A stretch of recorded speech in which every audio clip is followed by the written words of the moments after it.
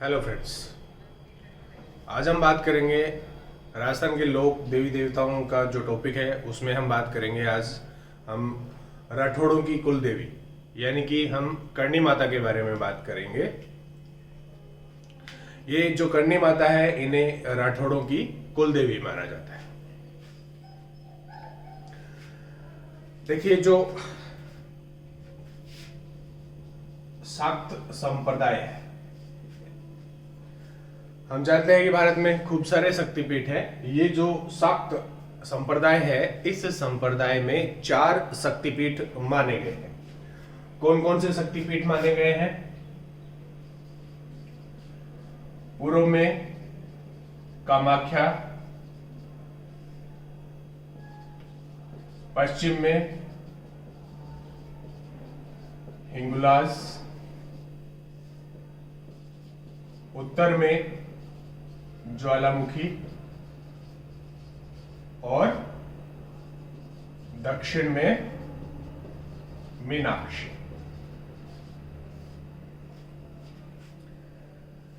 करणी माता जो थे, करणी माता का जन्म जो है वो चारण जाति में हुआ था। ये जो चारण जाति है, ये चारण जाति जो है वो क्या है, हिंगुलाज माता को अपनी आराध्य देवी मानते हैं। लोक मान्यताओं के अनुसार ऐसा माना जाता है कि जो चारण जाति है, इस चारण जाति में माता जो है, शक्ति स्वरूप जो है, इन शक्ति स्वरूप के 84 अवतारों का जन्म जो है ऐसा माना जाता है कौन सी जाति में हुआ था? चारण जाति में हुआ था। और इन्हीं में जो सबसे प्राचीन थी वो कौन थी? आयड़ माता।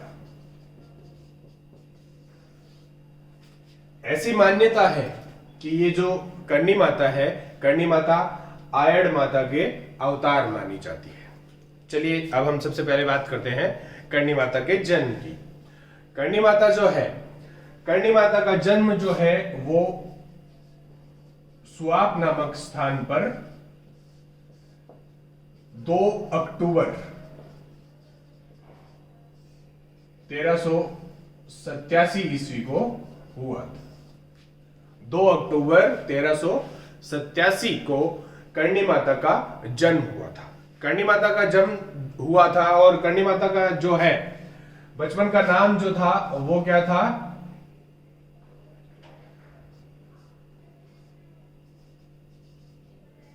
रिद्धि था। इन्हें बचपन में जो नाम दिया गया था वो क्या था? रिद्धि था। इन्हें क्या कहा जाता था? रिद्धुबाई भी कहा जाता था। करणी माता के जो पिता थे, इनके पिता का नाम मेहाजी था और माता का नाम देवल देवी था। ये जो करणी माता है या जो रिद्धुबाई है, ये रिद्धुबाई अपने माता पिता की 6ठी संतान थी। इनसे बड़ी जो है वो 5 बहनें थी, ये 6ठे नंबर की बहनें थी। कुल मिला के ये जो रिद्धुबाई है, इन रिद्धुबाई की 6 बहनें थी और 1 भाई था। हमारे यहाँ का जो मारवाड़ प्रदेश है, इसमें क्या है, लड़कियों को जो है सुहासनी बोला जाता है, यानी कि देवी की सहोदर बहनें। ये जो रिद्धुबाई थी, रिद्धुबाई जब किशोरावस्था में थी तो इन्होंने सबसे पहला चमत्कार जो है वो दिखाया था अपनी बुआ को। इनकी बुआ जो थी, इनकी बुआ की अंगुली जो है, उनकी अंगुली टेढ़ी थी। इन्होंने स्पर्श मात्र से क्या किया? उनकी अंगुली को ठीक कर दिया या उनकी अंगुली को सीधा कर दिया। तो सबसे पहले इनकी बुआ के द्वारा इन्हें नाम दिया गया करणी। ये जो करणी है, इस करणी का अर्थ होता है चमत्कार।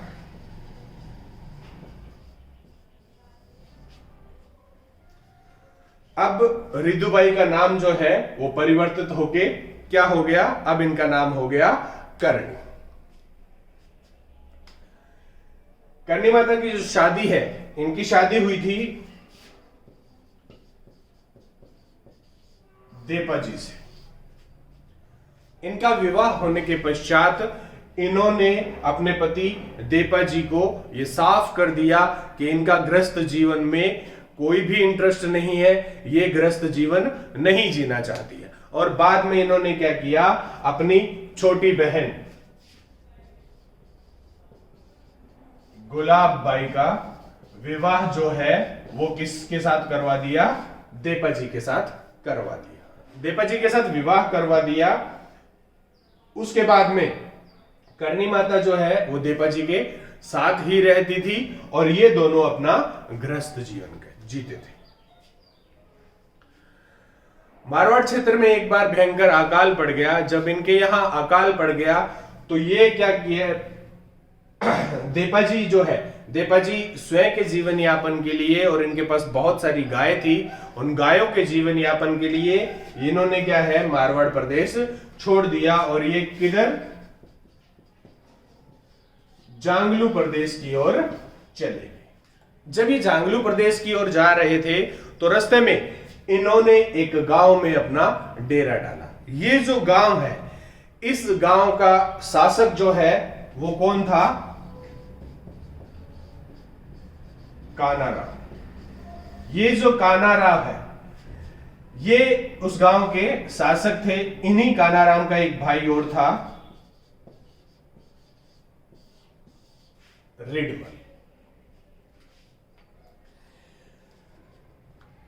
जिस गांव में इन्होंने डेरा डाला था उस गांव में कानाराव जो है, इनके जो कर्मचारी या इनके जो सैनिक थे, उन सैनिकों ने करणी माता को और देपा जी को उस गांव में रहने के लिए मना कर दिया था और उन्हें यह कहा था कि वो वहां के तालाब से अपने मवेशियों को पानी नहीं पिलाएंगे।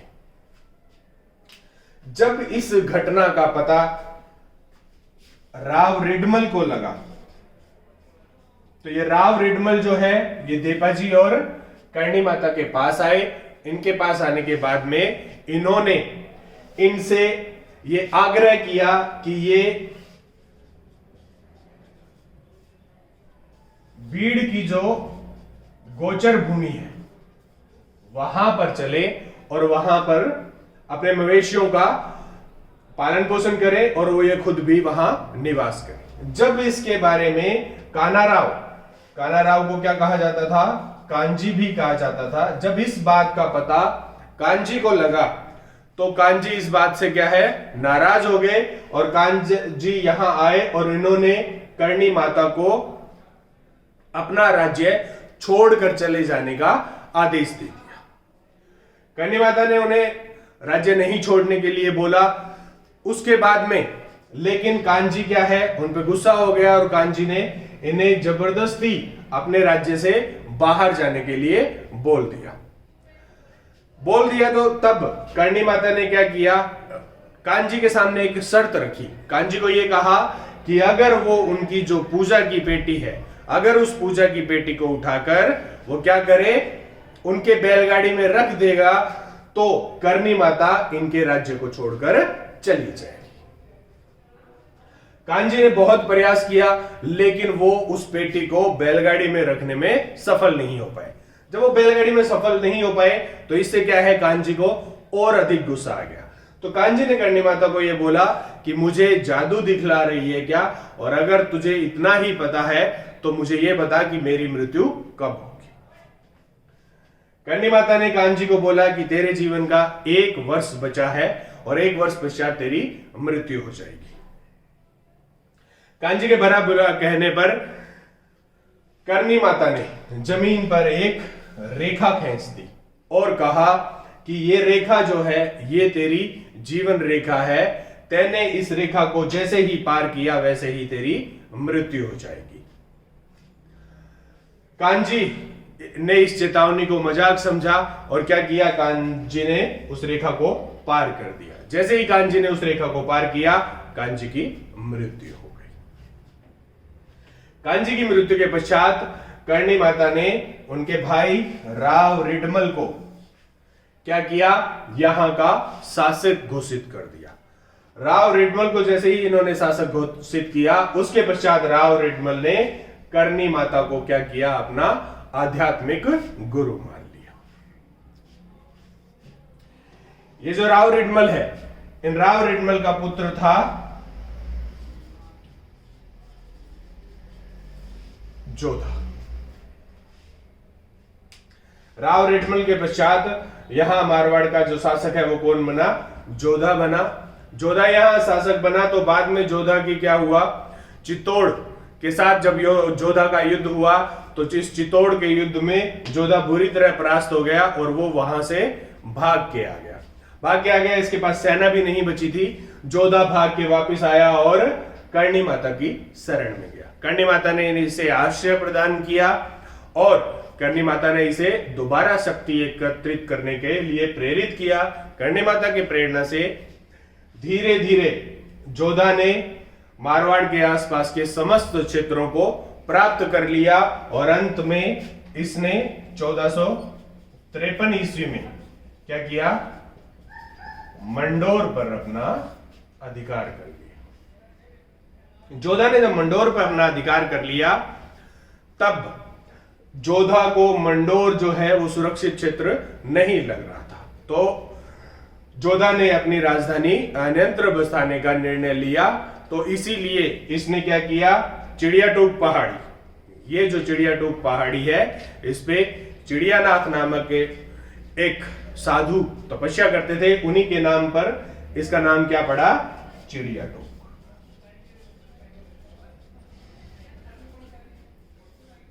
इन्होंने इस चिड़ियाटूक पहाड़ी पर अपनी नई राजधानी बसाने के लिए मेहरानगढ़ नामक दुर्ग का निर्माण किया। जब इन्होंने जोधा ने मेहरानगढ़ की नींव रखी तो जोधा ने कर्णी माता से आग्रह किया कि उनके महल की नींव जो है वो कर्णी माता स्वयं अपने हाथ से रखे। तब कर्णी माता जो है वो देशनोक से कहां आई? चिड़ियाटूक आई और चिड़ियाटूक आने के बाद 12 मई 1459 ईस्वी को कर्णी माता ने मेहरानगढ़ दुर्ग की नींव रखी। और उसके पश्चात क्या है? जोधा ने अपनी राजधानी जो कहां है? मेहरानगढ़ परिवर्तित कर ली। उसके बाद में क्या हुआ? इस जोधा का छोटा पुत्र था बीका। ये बीका क्या है? अपने पिता के ऐसे शब्दों से परेशान होकर इन्होंने क्या किया? मेहरानगढ़ दुर्ग छोड़ दिया और ये बोल के आए थे कि मैं अपने नए राज्य की स्थापना करूंगा। अपने नए राज्य की स्थापना की तरह नए राज्य की स्थापना करूंगा। इस स्थापना के लिए बीका कहां आए? कर्णी माता की शरण में आए।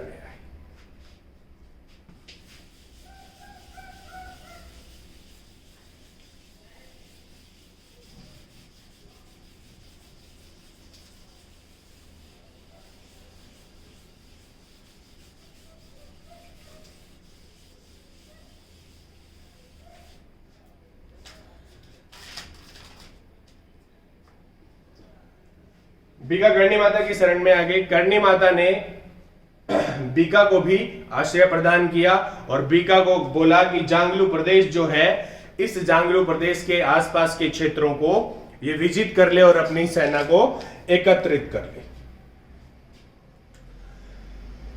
ये जो जांगलू प्रदेश है, आज के जमाने में इस जांगलू प्रदेश में जो क्षेत्र आते हैं वो चूरू, हनुमानगढ़, गंगानगर, बीकानेर, ये क्षेत्र आते थे। मोस्टली इन क्षेत्रों पर क्या है? जाटों का बाहुल्य था। यहां जाटों की 7 बिरादरियां थी। ये जो 7 बिरादरियां थी, इन बिरादरियों ने अलग अलग अपने क्या है? राज्य छोटे छोटे बना रखे थे और ये अपनी गोत्र के हिसाब से ये 7 अलग अलग राज्य थे। इसलिए इस क्षेत्र को क्या कहा जाता था? 7 पट्टी भी कहा जाता था। बीका जब यहां आए तो यहां गोदारा गोत्र का चौधरी पांडु, ये जो चौधरी पांडु था, इस चौधरी पांडु की दुश्मनी थी सहारण गोत्र के पुगा सारण से। बीका के यहां आने के बाद में चौधरी पांडु ने क्या किया, बीका से सहायता मांगी, और बीका इस प्रदेश में अपना अधिकार चाहते थे, तो उन्हें ये बहुत ही स्वर्णिम अवसर रखा, और करनी माता से आशीर्वाद लेने के पश्चात बीका ने पांडु की सहायता की, और इन दोनों में जब युद्ध हुआ तो उस युद्ध में चौधरी पांडु की विजय हुई। इन दोनों के मध्य जो संधि हुई थी, उस संधि के अनुसार इस चौधरी पांडु के अधीन जो 200 गांव थे, चौधरी पांडु ने अपने इन 200 गांवों में प्रत्येक परिवार से 1 रुपया लगान वसूलने का हक जो है वो बीका को दिया, और इसके अलावा प्रत्येक 100 बीघा भूमि पर 2 रुपए लगान भी वसूलने का हक दिया। उसके पश्चात चौधरी पांडु ने बीका की अधीनता स्वीकार कर ली। धीरे धीरे क्या है, जांगलू प्रदेश को विजित कर लिया। किसने? बीका ने। विजित करने के पश्चात बीका ने अपनी राजधानी का निर्माण किया, और इन्होंने क्या किया, फिर बीकानेर को अपनी राजधानी बनाया। बीकानेर को अपनी राजधानी बनाने के पश्चात इन्होंने बीकानेर में एक दुर्ग का निर्माण करवाया। इन्होंने भी अपने पिता की तरह उस दुर्ग की नींव जो है वो 1485 ईस्वी में किसके द्वारा? कर्णी महाराज के द्वारा इन्होंने अपने महल की नींव रखवाई। इस प्रकार कर्णी माता ने जोधपुर और बीकानेर दोनों रियासतों को बसाने में सहायता की। इसीलिए बीकानेर और जोधपुर के जो राठौड़ परिवार है, राठौड़ परिवार क्या है, कर्णी माता को अपनी कुल देवी के रूप में मानते हैं। ये जो कर्णी माता है, जब इन्होंने बीकानेर बसवा दिया तो बीकानेर के आसपास क्या है, भाटियों का साम्राज्य था। माता नहीं चाहती थी कि भाटियों से बीका का युद्ध हो, तो इनके बीच समझौते के लिए कर्णी माता ने क्या किया, पुगल के भाटी शासक की पुत्री रंग कंवर का विवाह जो है वो किसके साथ करवा दिया? बीका के साथ करवा दिया। इस प्रकार भाटियों में और राठौड़ों में मित्रता हो गई, और बीकानेर के लिए जो भाटियों का खतरा था वो हमेशा के लिए समाप्त हो गया। चलिए, कर्णी माता जो है देशनोक में निवास करती थी। ये जो जब दीपा जी और इनकी बहन गुलाब का विवाह हुआ था, तो इनके क्या है, 4 पुत्र थे। ये जो इनके 4 पुत्र थे, कर्णी माता इन्हें अपने पुत्रों के ही तरह स्नेह करती थी, और वो उन्हें अपना पुत्र ही मानती थी। एक बार क्या हुआ, जब यहां पे कोलायत में कार्तिक मेला भरता है, जो कोलायत में कार्तिक मेला भरता है, तो इस कार्तिक मेले में इनके 4 पुत्रों में से एक पुत्र लाखन ने ये मेला देखने की जिद की, और वो मेला देखने के लिए चले गया। वो मेला देखने के लिए गए तो वो क्या हुआ, ये जो लाखन है ये कपिल सरोवर में गिर गए, और कपिल सरोवर में डूब के लाखन की क्या हो गई, मृत्यु हो गई। जब लाखन के मृत शरीर को अपने घर लाया गया तो गुलाब देवी बहुत जोर जोर से रोने लगी। इसके पश्चात कर्णी माता ने क्या किया, लाखन को अपने साथ एक कमरे में बंद कर लिया। कुछ समय पश्चात जब माता बाहर आए तो लाखन जीवित उनके साथ बाहर आया। लोगों की ऐसी मान्यता है कि कर्णी माता जो है, इन्होंने क्या किया, इन्होंने धर्मराज से युद्ध किया, और युद्ध करने के पश्चात अपने पुत्र के प्राण वापिस लेके आए। ये जो इनके 4 पुत्र हैं, इनके 4 पुत्रों के वंशज जो है वो क्या कहलाए, देपावत कहलाए। देपावत यानी कि देपा जी के पुत्र। ये दीपावत चारण कहलाते हैं। और जैसे माता धर्मराज के साथ लड़के आई तो ऐसा माना जाता है कि ये जो दीपावत चारण है ये नरक और स्वर्ग के बंधनों से मुक्त है। जब इनमें से किसी भी चारण की मृत्यु होती है तो वो काबा का रूप धारण कर लेता है। ये काबा जो है, ये काबा क्या होता है? सफेद चूहे को काबा कहा जाता है। और ऐसा माना जाता है कि दीपावत जो लोग हैं वो मरने के पश्चात क्या कर लेते हैं? सफेद चूहे का रूप लेके मंदिर में जन्म ले लेते हैं। करणी माता का जो देशनोक में मंदिर है, इस मंदिर में यही दीपावत चारण जो है वो पुजारी हैं और उन्हीं की मृत्यु के पश्चात यहां ये किसका रूप लेके पैदा होते हैं? काबा का रूप लेके पैदा होते हैं। ऐसा माना जाता है कि करणी माता जो है लगभग 150 वर्षों तक इन्होंने भौतिक शरीर को धारण किए हुए रखा था। इसलिए करणी माता को क्या है? डोकरी भी कहा जाता है।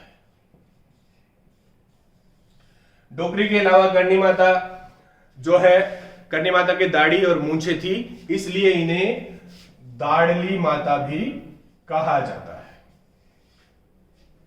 150 वर्ष जीवित रहने के पश्चात करणी माता ने जो है वो चैत्र शुक्ल नवमी के दिन धीराऊ की तलाई में अपना जो भौतिक शरीर है उसका त्याग कर दिया, यानी कि इन्होंने क्या है? महाप्रयाण धारण कर लिया। इनके महाप्रयाण करने के पश्चात 5वें दिन ही इनका एक भक्त था अंधा खाती, उसने क्या किया? देशनोक की मंदिर की गुहार में करणी माता की मूर्ति स्थापित की और जहां तब से लेके आज तक उसकी किसके द्वारा? दीपावत चारणों के द्वारा पूजा की जाती है। वर्तमान समय में जो मंदिर है, इस मंदिर का निर्माण जो है वो किसके द्वारा करवाया गया था? महाराज सूरज सिंह के द्वारा इस मंदिर का निर्माण करवाया गया था। ये जो मंदिर है, इस मंदिर में चैत्र पक्ष में और आश्विन पक्ष में जो नवरात्रे आते हैं वहां पर 9 दिन का मेला भरता है, जहां पे इनके भक्त जो है इस वक्त भारी संख्या में आते हैं। चलिए, ये था करणी माता के बारे में। वीडियो अच्छा लगा तो लाइक कीजिए, शेयर कीजिए और सब्सक्राइब कीजिए। धन्यवाद।